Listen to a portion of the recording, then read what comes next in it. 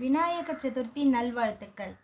எங்கள் வீட்டுக்கு விநாயகர் கொழுக்கட்டை சாப்பிட வந்துட்டார். உங்கள் வீட்டுக்கு வந்துட்டாரான்னு கண்டிப்பாக கமெண்ட்டில் சொல்லுங்கள். குழந்தைங்களுக்கு பிடிக்கிற மாதிரி கொழுக்கட்டை எப்படி பண்ணலான்னு பார்க்கலாம் வாங்க. ஒரு கடாயில் துருவின தேங்காய் 2 கப்பு போட்டு நல்லா மிக்ஸ் பண்ணுங்கள். வதக்கின தேங்காயோட பாதாம் 50 கிராம், முந்திரி 50 கிராம், சர்க்கரை 100 கிராம் போட்டு எல்லாத்தையும் மிக்ஸ் பண்ணுங்கள் நல்லா. இது கூட 3 ஏலக்காவை பிச்சு போட்டுக்குங்க. அடுத்து வாணலில் அரிசி மாவு 2 கப்பு,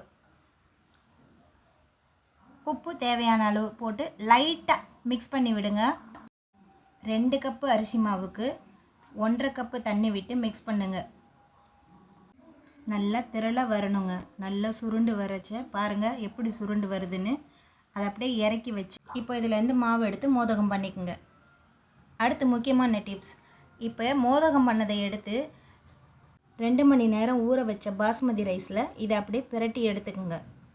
இதை இட்லி பாத்திரத்தில் ஒரு 10 நிமிஷம் ஸ்டீம் பண்ணி எடுத்துருங்க. பாருங்கள், நம்ம புது விதமான கொழுக்கட்டை ரெடி ஆகிடுச்சு. இந்த வீடியோ பிடிச்சிருந்ததுன்னா லைக் பண்ணுங்கள், கமெண்ட் பண்ணுங்கள், ஷேர் பண்ணுங்கள், மறக்காமல் சப்ஸ்கிரைப் பண்ணுங்கள். தேங்க்யூ ஃபார் வாட்சிங். பாய்.